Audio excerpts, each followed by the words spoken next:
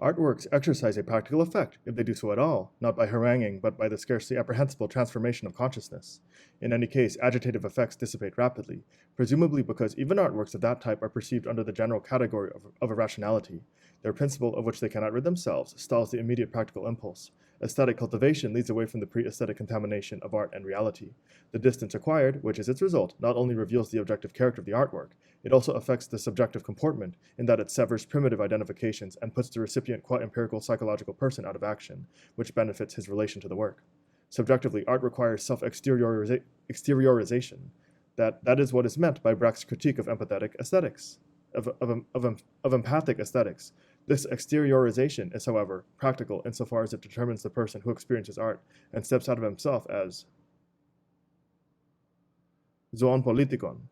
Just as art itself is objectively praxis as the cultivation of consciousness, but it only becomes this by renouncing persuasion. Whoever takes up an objective stance vis-a-vis the artwork will hardly allow himself to become enthused by it in the fashion prescribed by the idea of a direct appeal. This would be incompatible with the comprehending attitude appropriate to the cognitive character of artworks. By the affront to reigning needs, by the inherent tendency of art to cast different lights on the familiar, artworks correspond to the objective need for a transformation of consciousness that could become a transformation of reality.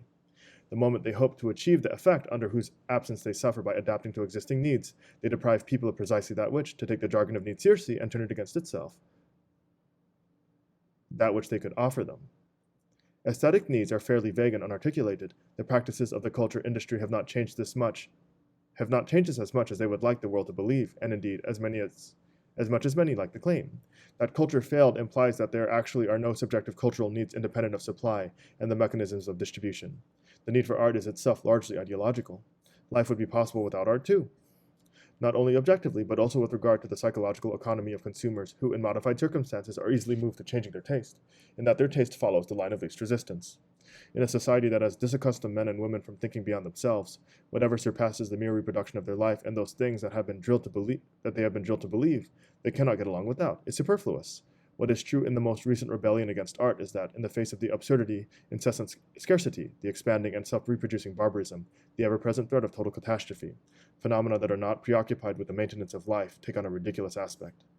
Whereas artists can afford to be indifferent to a cultural mechanism that in any case swallows up everything and excludes nothing, not even what is relatively good, this mechanism nevertheless tinges everything that thrives within it with something of its objective indifference. What Marx was still able to presuppose, to some degree innocently, as cultural needs in the concept of a society's general level of achievement, has its dialectic in the fact that in the meantime one does culture a greater honor by foregoing it and not taking part in its festivals than by agreeing to be force-fed. Aesthetic motifs are no less critical of cultural needs than are empirically real ones. Artworks want to break up the eternal exchange of need and satisfaction, instead of doing injustice to unfulfilled needs by supplying them with substitute satisfactions. Every aesthetic and sociological theory of need makes use of what bears the characteristically old-fashioned name of lived aesthetic experience. Its insufficiency is evident in the constitution of lived artistic experiences themselves, if such exist. The supposition of lived artistic experiences is based on the assumption of an equivalence between the content of experience, but crudely, the emotional expression of works, and the subjective experience of the recipient. A listener is, in other words, to become excited when the music seems to do so, whereas to the extent that one understands anything, one should become emotionally all the more disinterested the pushier the work's gesticulations become. Science could hardly think of anything more alien to art than those experiments that presume to measure aesthetic effect and aesthetic experience by recording the heartbeat. The fount of any such equivalence remains murky. What purportedly is to be lived or relived in the work, according to popular assumption, the feelings of the author, is itself only a partial element in works and certainly not the decisive one. Works are not depositions of impulses. In any case, such depositions are always much disliked by listeners and least likely to be empathetically re-experienced, quote unquote. They are rather radically modified by the autonomous nexus of the artwork. The interplay of the constructive and the mimetically expressive elements in art is simply suppressed or distorted by the theory of lived experience. The equivalence it posits is not an equivalence at all. Rather, one particular aspect is abstracted. This aspect, again removed from the aesthetic nexus of the work and translated back into the empirical world, for a second time becomes an other of what in any case it is in the work. The shock aroused by important works is not employed to trigger personal, otherwise repressed emotions. Rather, this shock is the moment in which recipients forget themselves and disappear into the work. It is the moment of being shaken. The recipients lose their footing. The possibility of truth, embodied in the aesthetic image, becomes tangible. This immediacy in the fullest sense of relation to artworks is a function of mediation, of penetrating and encompassing experience, Erfahrung.